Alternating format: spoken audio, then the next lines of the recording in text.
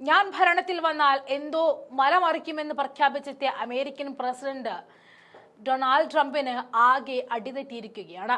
പണ്ടത്തെ പോലെ അമേരിക്കയുടെ ഇഷ്ടത്തിനും ധാർഷ്ട്യത്തിനും മറ്റ് രാജ്യങ്ങൾ വഴങ്ങുമെന്ന് കരുതിയ ട്രംപിന് തെറ്റി.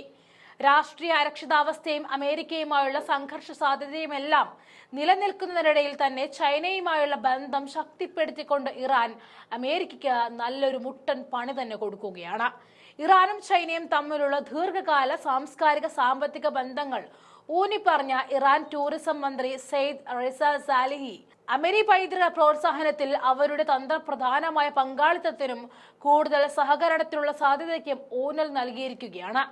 UAE-യിൽ നടന്ന AIM കോൺഗ്രസ് 2025 വേളയിൽ ഫിനിക്സ് TV ന്യൂസ് നൽകിയ അഭിമുഖത്തിലായിരുന്നു അദ്ദേഹം ചൈനയുമായുള്ള വിപുലീകരിക്കാൻ ആഗ്രഹിക്കുന്ന ബന്ധത്തെപ്പറ്റി എടുത്തു പറഞ്ഞത്. ഇറാൻ ചൈന ബന്ധങ്ങളുടെ സമ്പന്നമായ ചരിത്രത്തെക്കുറിച്ചും സയ്യിദ് എടുത്തു പറഞ്ഞു. പുരാതന സിൽക്ക് റോഡിനെ ഇരു രാജ്യങ്ങളും തമ്മിലുള്ള ആഴത്തിലുള്ള സാംസ്കാരിക സാമ്പത്തിക നാഗരിക ബന്ധങ്ങളുടെ പ്രതീകമായാണ് അദ്ദേഹം വിശേഷിപ്പിച്ചത്. നൂറ്റാണ്ടുകളായി നിലനിൽക്കുന്ന ഇരു രാജ്യങ്ങളുടെയും ഈ ബന്ധം ഏഷ്യയിലെ സാംസ്കാരിക നയതന്ത്രത്തിന്റെ ഭാവി രൂപപ്പെടുത്തുന്നതിന് ഏറെ സഹായകമാകുമെന്നും അദ്ദേഹം വ്യക്തമാക്കി.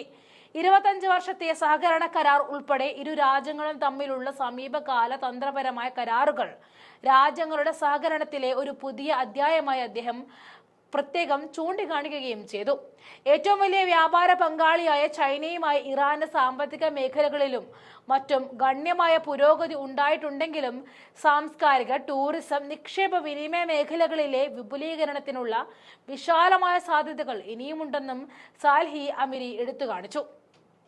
ഭാഷാ വിദ്യാഭ്യാസം, സംയുക്ത മാധ്യമ നിർമ്മാണങ്ങൾ, സാംസ്കാരിക പ്രദർശനങ്ങൾ, കലാകാരന്മാരുടെ പങ്കാളിത്തം, ചരിത്ര സ്ഥലങ്ങളുടെ പുനഃസ്ഥാപനം തുടങ്ങിയ മേഖലകളിൽ സഹകരണം പരസ്പരം ഇനിയും മുന്നോട്ട് കൊണ്ടുപോകണമെന്നും അദ്ദേഹം വ്യക്തമാക്കി. അന്താരാഷ്ട്ര ഉപരോധങ്ങൾക്കിടയിലും ചൈന ഇറാനുമായി സാമ്പത്തിക ഇടപെടൽ നിലനിർത്തിയിട്ടുണ്ട്. പലപ്പോഴും നിയന്ത്രണങ്ങൾ മറികടക്കാൻ ബദൽ സാമ്പത്തിക സംവിധാനങ്ങൾ ഉപയോഗിക്കുകയും ചെയ്യുന്നു. അടിസ്ഥാന സൗകര്യങ്ങൾ, ഗതാഗതം, ഊർജം, പ്രതിരോധം, ഇറാന്റെ ആണവ പദ്ധതി എന്നിവ ഉൾപ്പെടെ ഒന്നിലധികം മേഖലകളിൽ ചൈനീസ് നിക്ഷേപങ്ങൾ വ്യാപിച്ചു കിടക്കുന്നുണ്ട്. മാത്രമല്ല, തിരിച്ച് ഇറാനിലെ പ്രധാന അടിസ്ഥാന സൗകര്യ പദ്ധതികളിൽ ചൈന വൻതോതിൽ നിക്ഷേപം നടത്തിയിട്ടുണ്ട്. ഇറാന്റെ സ്വഭ്യ സംവിധാനം, അണക്കെട്ട് നിർമ്മാണം, മത്സ്യബന്ധനം, സിമന്റ് ഫാക്ടറികൾ എന്നിവയിൽ ചൈനീസ് കമ്പനികളും ഉൾപ്പെട്ടിരുന്നു.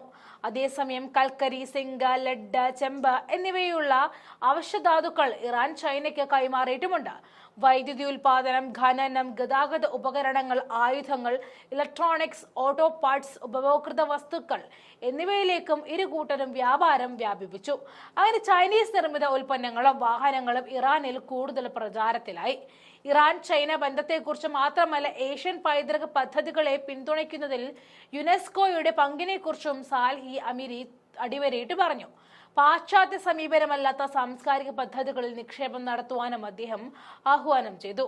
ഈ സംരംഭങ്ങളിൽ ചൈന, റഷ്യ, മധ്യേഷ്യൻ രാജ്യങ്ങൾ എന്നിവ പ്രധാന പങ്കാളികളാണെന്നും പറഞ്ഞ അദ്ദേഹം കൂടുതൽ ശ്രമങ്ങളുടെ ഭാഗമായിട്ട് ടൂറിസം അനുഭവങ്ങൾ വിശാലമാക്കുന്നതിനുള്ള ചെലവ് കുറഞ്ഞ മാർഗങ്ങളിലായി വെർച്വൽ റിയാലിറ്റിയും ഓൺലൈൻ ടൂറുകളുടെയും ഉപയോഗം ഉൾപ്പെടെ ഡിജിറ്റൽ ടൂറിസത്തിന് വർദ്ധിച്ചു വരുന്ന പ്രാധാന്യത്തെക്കുറിച്ചും ചർച്ച ചെയ്തു. ചൈനീസ് ഡോക്യുമെന്ററി ചലച്ചിത്ര നിർമ്മാതാക്കളെ ഇറാനിലേക്ക് കൊണ്ടുവരുന്നതിലും വിസിറ്റ് ഇറാൻ വെബ്സൈറ്റ് ഉൾപ്പെടെയുള്ള ചൈനീസ് മാധ്യമ പ്ലാറ്റ്ഫോമുകളിൽ ഇറാന്റെ ടൂറിസം സാന്നിധ്യം വിപുലീകരിക്കുന്നതിലും ചൈനയുടെ CCTV വാർത്താ ഏജൻസിയുമായി സഹകരിക്കാനുള്ള പദ്ധതിയെക്കുറിച്ചും അദ്ദേഹം എടുത്തു പറഞ്ഞു. കൂടാതെ സോഷ്യൽ മീഡിയയുടെ ഏറ്റവും മികച്ച ഉപയോഗവും സാംസ്കാരിക വിപണനത്തിനായി സ്വാധീനമുള്ള ചൈനീസ് വ്യക്തികളെ ഉൾപ്പെടുത്തുന്നതിലും ഇരു രാജ്യങ്ങളും തമ്മിലുള്ള ബന്ധം ശക്തിപ്പെടുത്തുന്ന ഏഷ്യൻ സാംസ്കാരിക ഫണ്ടുകളുമായി സഹകരിക്കുന്നത് നല്ലതാണെന്നും പുതിയ സിൽക്ക് റോഡ് വ്യാപാരത്തിനും വാണിജ്യത്തിനുമുള്ള ഒരു പാത മാത്രമല്ല, നഗരങ്ങൾക്കിടയിലുള്ള സംഭാഷണത്തിനും പങ്കിട്ട സാംസ്കാരിക സ്വത്വത്തിന്റെ പുനർജീവനത്തിനും ഒരു പാത കൂടിയാണെന്നും അദ്ദേഹം പറഞ്ഞു. നിലവിലുള്ള ബന്ധത്തെ കൂടുതൽ ശക്തിപ്പെടുത്തിക്കൊണ്ട് ഇരു രാജ്യങ്ങളും കൂടുതൽ ശക്തി ആർജിക്കുന്നതിലും അതിലേക്കുള്ള റഷ്യയുടെ ഇടപെടലുമൊക്കെ നിലവിൽ ഇറാന് ഭീഷണി ഉയർത്തി നിൽക്കുന്ന അമേരിക്കയ്ക്കുള്ള ഒരു താക്കീത് തന്നെയാണ്. ഭീഷണിയിൽ മാത്രം ഒതുങ്ങിയിരിക്കാതെ കൂടുതൽ വീമ്പിളക്കി ഇറാനിലേക്ക് എത്തിയാൽ പണി കിട്ടുമെന്ന് പറയാതെ പറയുന്ന ശക്തമായ താക്കീത് തന്നെയാണ് ഇരുവരും കൂടിയുള്ള ഈ പുതിയ ബന്ധം.